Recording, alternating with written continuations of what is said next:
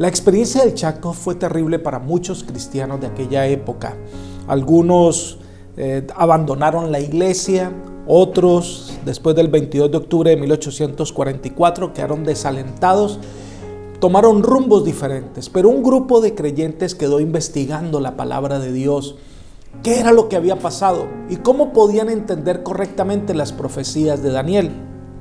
Este pueblo juicioso, dedicado en oración, lo llevó a entender la obra de Cristo en el santuario celestial, la verdad del estado de los muertos, la ley de Dios, la observancia del sábado, y su predicación se volvió particular y muy bíblica. Esto hizo que este movimiento se expandiera rápidamente. Sus verdades eran atractivas, diferentes y bien orientadas, de tal manera que muchas personas comenzaron a preguntarse, ¿quién era este movimiento? ¿Cómo se identificaría? ¿Quiénes eran? Debido a la experiencia que estos creyentes habían tenido con las iglesias a las que pertenecían y de las que les fueron expulsados, rehusaban de alguna manera organizarse como una iglesia. No querían cometer los mismos errores que cometieron en el pasado y por lo tanto no veían necesario ningún tipo de organización. Tal como ocurrió con la iglesia cristiana en sus comienzos, que era un grupo pequeño de creyentes, de discípulos, de seguidores de Jesús, y recibieron varios nombres. Por ejemplo, se los llamó el Camino. Si vamos a Hechos capítulo 19, versículo 9, se dice: pero como algunos se endurecían y rehusaban creer, hablando mal del camino delante de la multitud, se separó de ellos y tomó a los discípulos aparte, discutiendo cada día en la escuela de Tirano. Noten ustedes que este grupo, este movimiento no tenía ningún tipo de organización, ni tampoco tenían una identidad.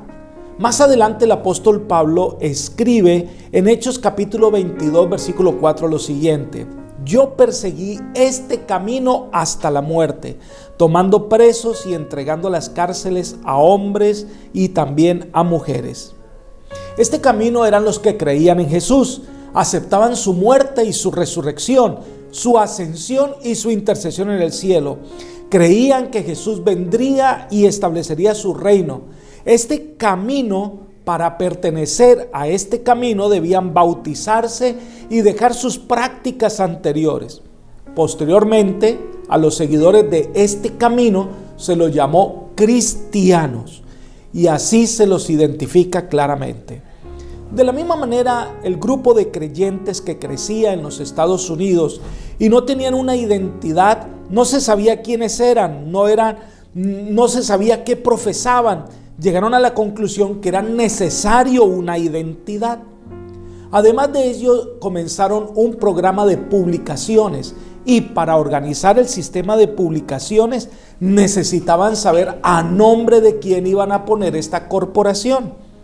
Así que comenzaron a reunirse en el año 1860 con el objetivo de resolver estos interrogantes. ¿Va este movimiento a tener un nombre? Voy a leer lo que sucedió en este congreso de algunos creyentes en el año 1860. Dice el registro: el congreso entró cautelosamente en esta área altamente sensible. El hermano Paul temía que adoptar un nombre general los perjudicaría como pueblo. J.B. Frisbee se oponía a un nombre sectario, pero veía la necesidad de alguna uniformidad de los términos por los que el cuerpo de observadores del sábado sería conocido. Moses Hull pensaba que las iglesias en diversos lugares podían ser conocidas como la iglesia que ahora adora en el séptimo día en tales y tales lugares. Jaime White declaró que no veía cómo podrían tener éxito sin algún nombre y que no podrían tener propiedades sin un nombre. La ley era específica en este punto. No podía ver que esto era meterse en Babilonia. M.E. Cornell fue claro al expresar sus sentimientos. Los mandamientos y la fe de Jesús es un rasgo que nos distingue a nosotros de las otras denominaciones.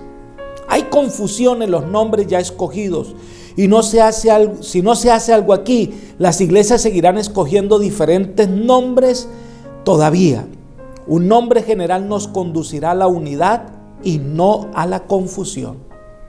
Esto está escrito en el libro Elena G. de White, Mujer en Visión, página 79. Tal fue la discusión y no llegaron a ningún acuerdo. A eso de las 11 de la mañana tuvieron que tomar un receso, almorzar, descansar y volver. Y cuando regresaron después de este receso, se retoma otra vez la discusión. Pero algo sucedió.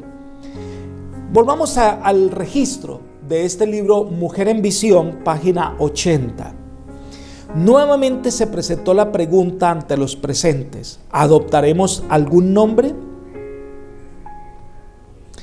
Algunos que previamente habían estado opuestos a dicho paso expresaron aquí su cambio de opinión y su disposición a cooperar con sus hermanos en este rumbo. El hermano Sperry estaba dispuesto a deponer su prejuicio sobre el altar, creyendo que Dios daría sabiduría. Stephen Belden, empleado de la oficina de la Review, expresó sus sentimientos de que marchar sin un nombre sería como publicar libros sin títulos o despachar una revista sin su encabezamiento. Así que decidieron orar y comenzaron a surgir nombres que pudieran identificar a estos creyentes que ahora predicaban una verdad tan particular. El nombre que más caló entre los presentes fue la Iglesia de Dios. Sin embargo, uno de los invitados allí se levantó y dijo: debiéramos llamarnos Iglesia Adventista del Séptimo Día, porque resume lo que nosotros creemos, nuestra esperanza en la segunda venida de Cristo. Somos guardadores de la ley de Dios y entre ellos la observancia del sábado. Esto inmediatamente causó admiración en todos los presentes e incluso estuvieron de acuerdo que ese era el nombre que los identificaba. Más adelante la señora Elena de White reconoce que este nombre fue inspirado por el Dios del cielo. Así que en el año 1860, este movimiento de creyentes que salieron del chasco se identifica como la Iglesia Adventista del Séptimo Día. El 3 de mayo del año 1861 se organiza la Asociación Publicadora Adventista del Séptimo Día, conforme a las leyes del estado de Michigan. Y el 23 de mayo en Butler Creek, entonces ya tienen una constitución, unos estatutos para el funcionamiento de esta asociación publicadora. He aquí algunos de los oficiales que fueron escogidos. Presidente de esta asociación publicadora, el pastor Jaime White. Vicepresidente, G.W. Amadon. Secretario, E.S. Walker. Tesorero, Urias Smith. Auditor, J.N. Lowborough.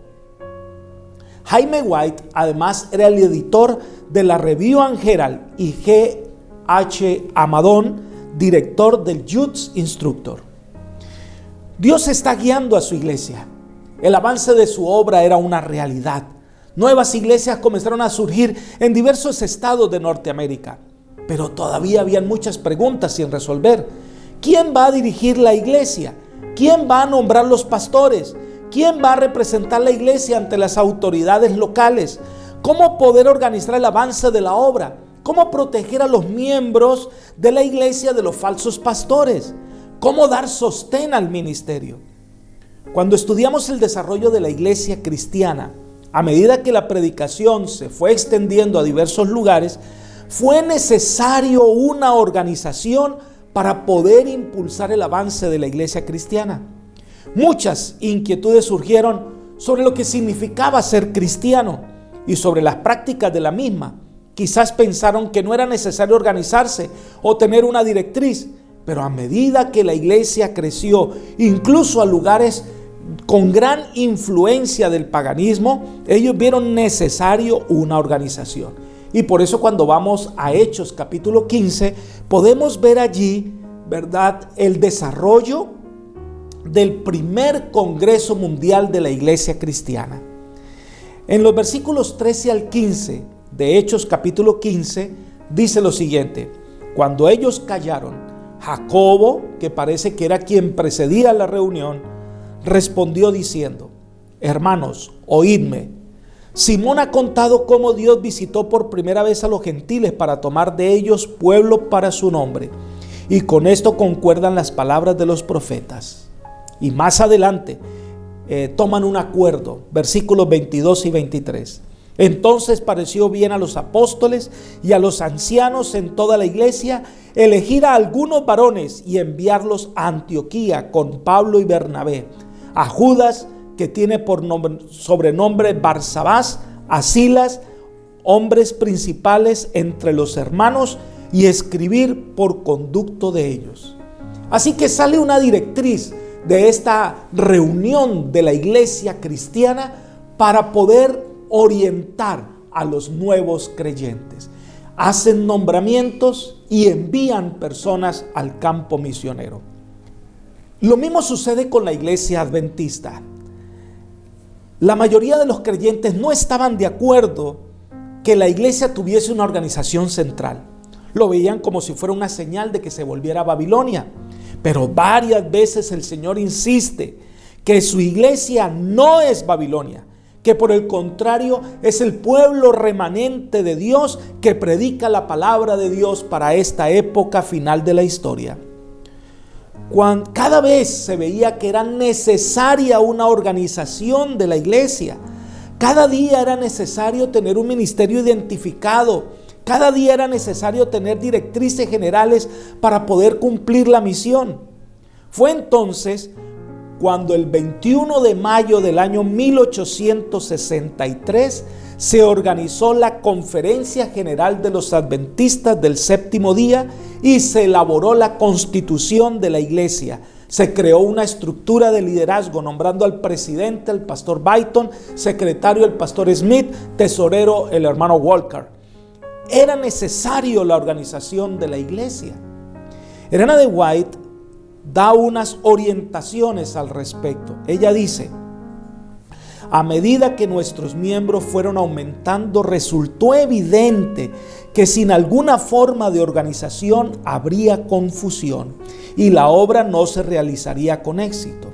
La organización era indispensable para proporcionar sostén al ministerio, para dirigir la obra en nuevos territorios, para proteger tanto a las iglesias como a los ministros de los miembros indignos, para tener propiedades de la iglesia, para la publicación de la verdad por medio de la prensa y para muchas otras cosas más.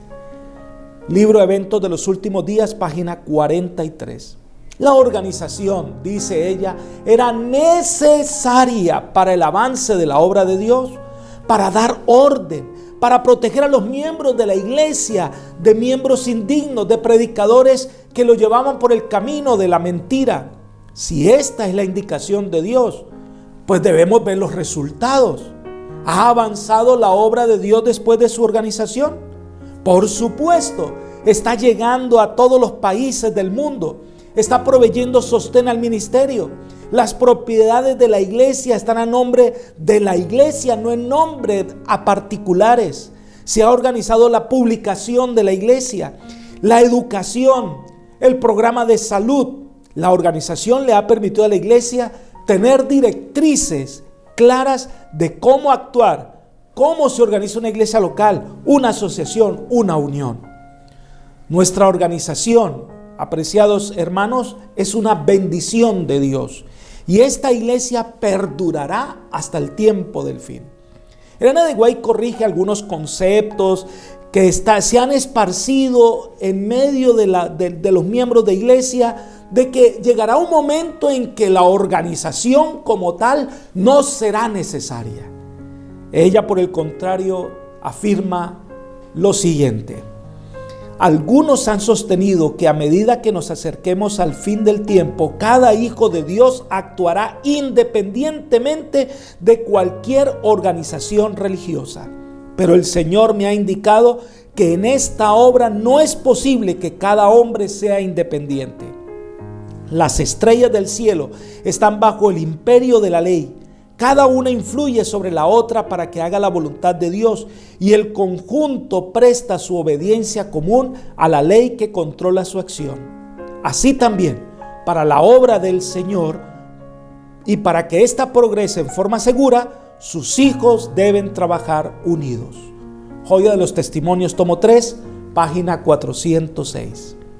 Así que se reafirma que la organización es necesaria para defender el orden de la iglesia. Su organización es muy importante para que no haya confusión, y nosotros lo hemos experimentado. Qué importante fue la organización para enfrentar los problemas que tuvimos en medio de la pandemia. Mire lo que sigue diciendo Elena de White. Oh, ¿cómo se regocijaría Satanás si lograse tener éxito en sus esfuerzos para penetrar en este pueblo y desorganizar la obra en un tiempo en que la organización esmerada es esencial y constituirá el mayor poder para evitar los movimientos espúreos y refutar los acertos que no son apoyados por la palabra de Dios? Necesitamos sostener en forma pareja las riendas a fin de que no sea quebrante el sistema de organización y orden que fue edificado por una labor sobria y cuidadosa. No se debe dar licencia a los elementos desordenados que desean controlar la obra en este tiempo. Joya de los Testimonios, tomo 3, página 406. Dios tiene un pueblo que tiene una misión para el tiempo del fin. Dios ha guiado a este pueblo en su desarrollo, y hoy más que nunca, después de haber pasado por esta pandemia mundial, se ha evidenciado la importancia de tener una iglesia organizada. En medio de la confusión, la iglesia da orientaciones, directrices que le permitieron permanecer unida en medio de la crisis. Y así sucederá hasta el final de la historia de este mundo. La iglesia es el medio señalado por Dios para la salvación de los hombres. Alabamos a Dios por su iglesia, alabamos a Dios por la organización de su iglesia, y recuerden, Dios guiará esta iglesia hasta el tiempo del fin.